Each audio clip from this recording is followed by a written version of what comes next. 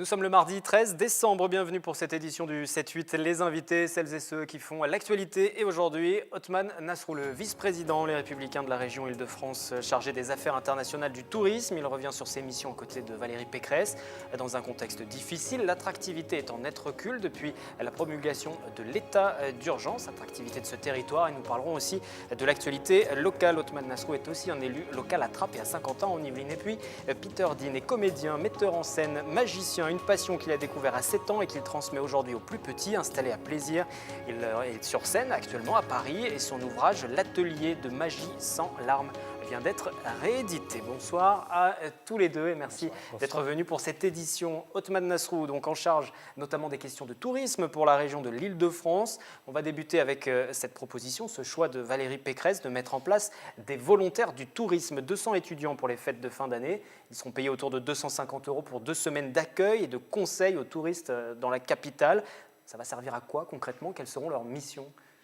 Vous l'avez dit, on a un contexte touristique très difficile. On perd plus d'1 million de touristes étrangers cette année. Il y a l'effet des attentats et puis il y a plus globalement un certain nombre de difficultés de la destination. Donc c'est aussi l'occasion, quand les temps sont difficiles, de tout remettre à plat, de voir ce qui fonctionne et ce qui ne fonctionnait pas. Et en l'occurrence, on a une faiblesse sur l'accueil. L'objectif des volontaires du tourisme, c'est ce dispositif qui a été lancé aujourd'hui, parmi d'autres mesures que la présidente Valérie Pécresse avait annoncées il y a maintenant quelques semaines, c'est de renforcer l'accueil, un accueil qui soit en langue étrangère, sur les sites touristiques, sur les espaces publics, pour accueillir, orienter, guider les touristes, tout simplement pour que le séjour soit le plus simple possible. Et donc, effectivement, c'est un dispositif qui est ouvert aux étudiants dans les métiers du tourisme, qui seront formés, encadrés et rémunérés pour avoir aussi une expérience professionnelle. Vous savez qu'on a cette difficulté dans la région des stages, et c'est un sujet qui nous tient à cœur. On a aussi lancé une initiative sur les 100 000 stages pour permettre à des jeunes d'avoir des expériences professionnalisantes qui sont ici rémunérées en plus au-delà de ce que la loi prévoit. Mais l'objectif essentiel, c'est de donner le meilleur accueil possible aux touristes français et surtout étrangers qui viennent nous rendre visite pour redonner de l'attractivité à la destination. Les stages sont un outil pédagogique et non un moyen d'avoir de la main-d'œuvre exploitable. C'est ce que dit l'UNEF à propos de ce dispositif volontaire du tourisme. C'est l'objectif, d'avoir aussi une main-d'œuvre à pas cher? C'est absurde parce que l'UNEF est un peu contradictoire, l'UNEF ou d'autres d'ailleurs. Je crois que, comme je le disais, on a un besoin de stages. Il faut cesser d'opposer tout le temps les stages et les CDI. On a besoin des deux. Et il y a des jeunes aujourd'hui qui n'arrivent pas à avoir un stage. Et on le sait, c'est le premier pied à l'étrier avant d'avoir aussi ensuite un parcours professionnel. Je le disais, ça s'inscrit dans le cursus des jeunes. Il s'agit de jeunes qui sont dans les métiers du tourisme, dans des métiers d'accueil, qui sont volontaires, demandeurs pour le faire, formés, encadrés, rémunérés dans le cadre de leur cursus. Donc il n'y a pas de sujet, sauf à dire que ce n'est pas tout stage ou zéro stage. La réalité, c'est d'ailleurs que la région a aussi un dispositif d'accueil qui est permanent, mais il y a aussi de la place pour un certain nombre de stages. Et moi, je suis fier de permettre à des jeunes de poursuivre leur cursus. On a ce sujet-là, y compris sur l'agglomération de Saint-Quentin en Yvelines, de l'accès aux stages. Voilà, donc il faut arrêter les polémiques politiciennes et les postures. On a aussi besoin de stages et d'expériences. Pour être très clair, bien sûr que non. C'est volontaire du tourisme, c'est l'appellation officielle. Alors vous l'avez dit, attentats, intempéries, grève entre janvier et août, la région Île-de-France a perdu au moins 749 millions d'euros. C'est énorme, il y aura 23 millions d'euros qui seront consacrés par la région dans le cadre du dispositif du budget 2017. On a parlé de ce dispositif des volontaires du tourisme, mais il y en a d'autres.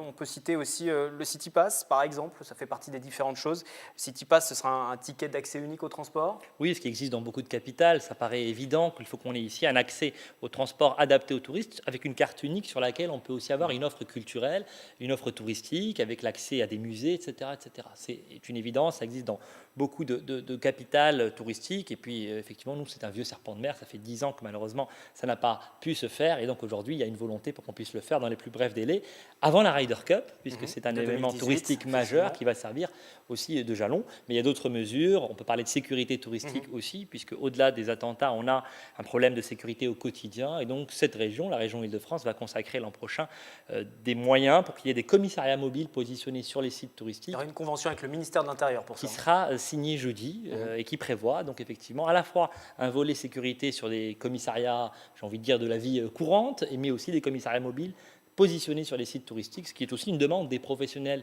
du tourisme. Ce sont eux qui nous ont sollicités sur ces questions.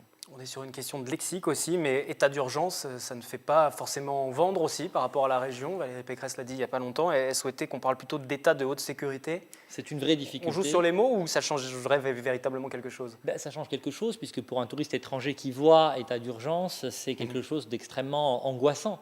Et on a l'impression que c'est un état de guerre civile. Et on sait qu'il y a une désaffection d'un certain nombre de touristes, notamment les plus éloignés, à cause de ce terme. Donc ce que demande la présidente Valérie Pécresse est assez simple finalement, c'est qu'on garde les mesures, mais simplement qu'on installe cet état-là qui est visiblement parti pour rester dans la durée, avec une appellation d'état de haute sécurité, par exemple. Ça paraît être de bon sens, mais ça fait quand même un petit moment qu'on le demande, et aujourd'hui, malheureusement, on n'a pas pu, le gouvernement en tout cas, n'a pas retenu cette proposition-là, qui aurait permis aussi de faire revenir les touristes plus facilement. Parce que ce problème de tourisme se pose, bien évidemment, sur la capitale, mais pas uniquement, dans les différents départements. Les Yvelines sont principalement concernées. Il y a de nombreux sites touristiques, entre les parcs de Thoiry, le centre France Miniature aussi, sur la ville d'Elancourt, non loin d'ici. On pourrait aussi citer, bien évidemment, le château de Versailles, qui a vu sa fréquentation baisser aussi durant la période estivale. Alors, votre mission, c'est aussi de faire rayonner cette Île-de-France à l'étranger, pas uniquement en matière de tourisme, d'ailleurs. Vous étiez aux États-Unis il y a quelques mois, au Maroc plus récemment. L'objectif de ce dernier voyage, c'était de développer aussi les relations économiques.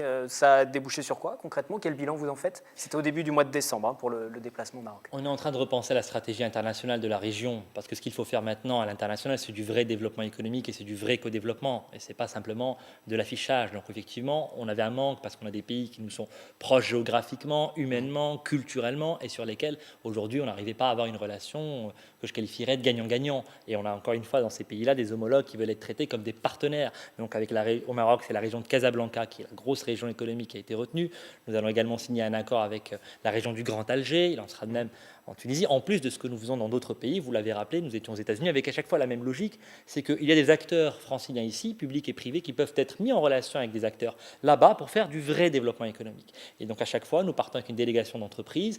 Ça donne aussi aux entreprises franciliennes accès à un certain nombre de marchés. Et ça débouche sur des contrats, concrètement? Il y a des contrats qui sont signés à l'issue de ces déplacements? Oui, alors je vais prendre un exemple, puisque c'était il y a quelques jours. C'est par exemple le pôle de compétitivité Cap Digital, qui est un des meilleurs pôles de compétitivité ici en Île-de-France sur le numérique, qui vient de signer dans le cadre de cet accord-là avec son homologue au Maroc. Je peux parler d'une question du traitement des déchets, sur lesquels on est très implanté, sur lesquels on peut faire gagner un certain nombre de marchés à nos entreprises, etc. etc. Donc à la fois, c'est du gagnant pour nos entreprises ici en Île-de-France, puis c'est vrai pour le tourisme, mais c'est vrai au-delà. Le tourisme, j'aurais pu le dire, c'est plus de 500 000 emplois ici. Donc il faut qu'on aille vendre la destination. Et puis plus globalement, ça permet aussi de faire du vrai co-développement, puisque disons-le clairement, l'objectif c'est aussi de développer l'emploi dans les pays d'origine, sur ces territoires-là qui sont des territoires partenaires. Et là-dessus, nous sommes parfaitement à l'aise à réinventer, si vous voulez, une politique internationale qui soit digne d'une grande région comme l'Île-de-France. On ne va pas faire un bilan complet de l'action de Valérie Pécresse depuis un an, mais ça fait effectivement tout juste un an qu'elle a pris la tête de la région. Votre poste de vice-président, vous l'avez depuis le mois de juillet à peu près, c'était au moment de l'été, cette vice-présidence en charge du tourisme notamment. Quel bilan vous en faites? Vous êtes satisfait des mesures qui ont été prises, j'imagine? Est-ce que vous avez le sentiment que les choses sont allées aussi vite que vous le souhaitiez? Ce qui est agréable pour un jeune élu comme moi, c'est de constater qu'effectivement ce qui avait été dit avant la campagne est fait ensuite. Ça, je crois que c'est quelque chose qui... Voilà, on sait qu'on est dans une période de défiance du politique et Valérie Pécresse, pour le coup, tout le monde s'accorde à dire que les engagements qui étaient pris avant la campagne, les 2 tiers ont déjà été pris. Ils ne vont pas tous produire leurs effets maintenant, je pense au transport qui est un gros sujet, mais la rénovation qu'elle avait engagée, elle a été votée et financée. Donc on est là-dessus. Vraiment, ça c'est une grande fierté. On peut prendre les mesures une par une, le déménagement du siège de la région, qui est aujourd'hui dans les beaux quartiers de Paris et qui déménage à Saint-Ouen, dans un souci d'économie et d'optimisation à partir de 2018, c'est dans un an maintenant. Donc moi je suis extrêmement fier de pouvoir dire que le mandat que nous ont donné les Franciliens sur l'ensemble des 8 départements de la région, eh bien ce mandat-là, il est tenu avec des difficultés, avec un contexte qui n'est pas facile, mais les engagements pris sont tenus et je crois que c'est vraiment le plus important et c'est en tout cas pour moi une grande fierté. Il y a plein d'autres sujets dont on aurait pu parler avec vous, mais je vous inviterai à revenir sur le plateau Avec pour parler de plaisir. l'actualité locale, parce qu'à Trappes aussi, il y a une vraie actualité locale, on en parlera, je vous renvoie à nos prochaines éditions du journal. Il y a cette Nationale 10, notamment le dossier d'enfouissement de la Nationale 10 qui va avancer. Demain, il y aura une signature, notamment en présence de Valérie Pécresse, concernant l'enfouissement de la Nationale 10. C'est un budget de 95 millions d'euros, il y aura 27 millions d'euros qui seront investis par la région sur ce sujet. Vous y serez présent d'ailleurs lors de cette signature demain à Trappes. Est-ce que vous êtes amateur de magie ? Ben écoutez, en politique non, mais dans la vie de tous les jours, pourquoi Faites pas. des tours de magie de passe-passe en politique. Je vous présente Peter Dean. Bonsoir. Bonsoir. Et bienvenue donc Bonsoir. sur ce plateau. Vous êtes magicien, comédien, ventriloque aussi. Vous allez nous présenter dans un instant Bobby. Vous êtes de plaisir. Votre particularité, vous vous adressez aux plus jeunes, aux tout petits, la magie dès le premier âge. On va voir un petit extrait d'un de vos spectacles et puis on parle de votre actualité juste après. Il ne faut jamais nouer le bout du ballon au centre. Parce que si on noue le bout d'un ballon au centre, forcément, ça oblige à mettre le centre au bout. Oui. Et si vous mettez le centre au bout, ça oblige à faire un nœud au milieu du bout du centre. Si.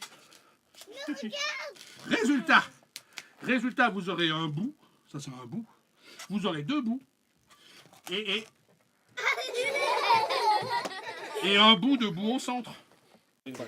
Peter Dean est notre invité et il parle magie avec Othman Nasrou pendant ce plateau. Bonsoir On Bobby. discute. Bonsoir. Bonsoir Bobby. Vous accompagnez, on va se tutoyer. Voilà. Tu accompagnes Peter Dean sur Oui. scène. Et pourquoi Peter Dean a choisi, alors je vais peut-être m'adresser directement à celui qui se trouve derrière toi, pourquoi avoir choisi de vous adresser aux tout petits, aux plus jeunes?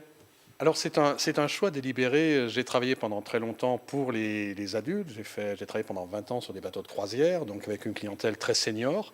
Et lorsque j'ai posé le sac à terre, eh bien, j'ai découvert le spectacle pour enfants que j'avais déjà abordé il y a quelques années avant. J'étais passionné par la formation, surtout par l'initiation à la magie, parce que contrairement à une vieille légende urbaine, la magie n'est pas du tout faite pour les enfants.